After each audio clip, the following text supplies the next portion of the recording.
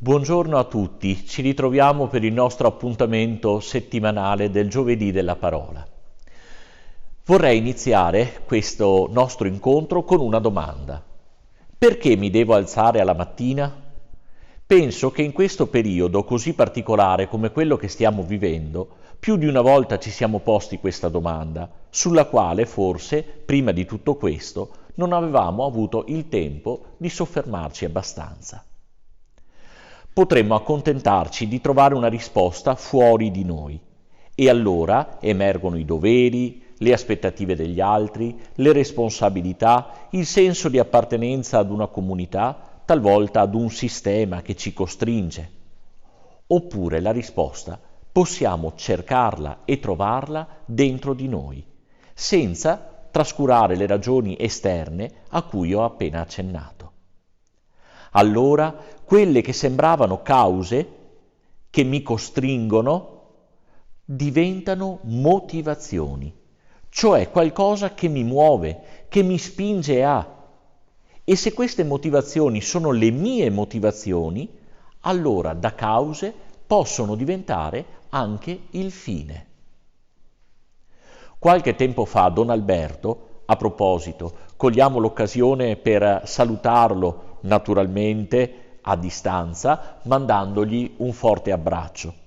Don Alberto mi ha regalato un libretto definibile così solo ad una prima occhiata, perché in realtà dopo la lettura delle prime pagine ti rendi conto che a dir poco è corposo.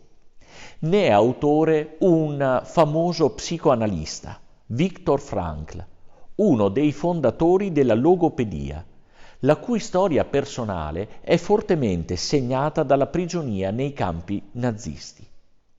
Nel leggerlo mi ha colpito questa frase: l'essenza dell'esistenza umana sta nella sua autotrascendenza.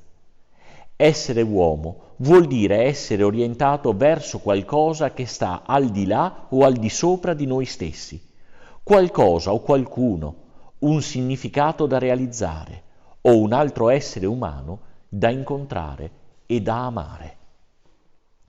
Mi piace pensare che in questo significato da realizzare consista la motivazione principale che mi spinge metaforicamente fuori dalle coperte ogni mattina, che mi fa intravedere nella giornata che mi si schiude davanti la mia vocazione alla vita, da non sprecare, da vivere in pienezza, da significare.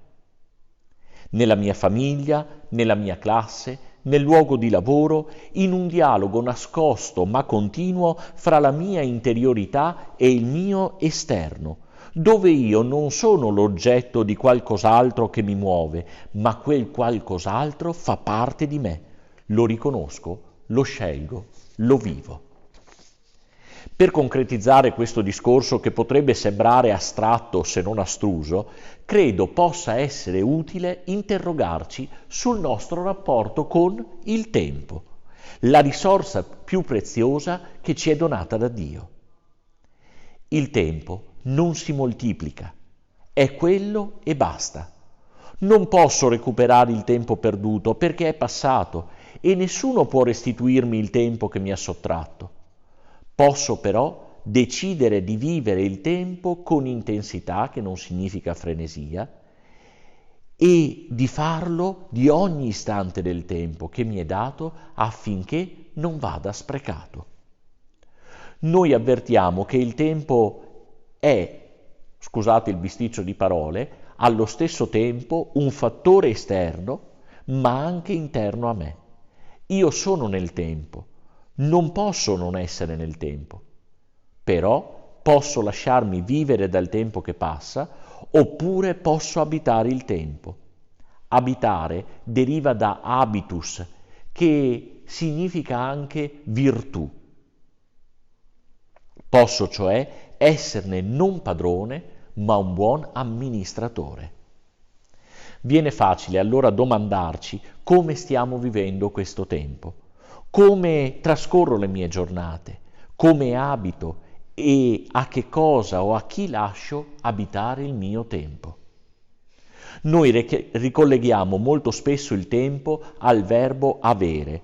Non ho tempo intanto ho ancora molto tempo davanti e diamo ad esso una connotazione quantitativa, poco o molto tempo, o la frase tipica il tempo è denaro. Forse il periodo più disteso che ci è dato di vivere, anche nello studio e nelle relazioni, ci potrà aiutare a riscoprire l'aspetto qualitativo del tempo. Facile verifica nel campo proprio delle relazioni. Quando sto con una persona a cui voglio bene, certo è importante il quanto ci resto, ma prima e soprattutto è importante il come ci sto.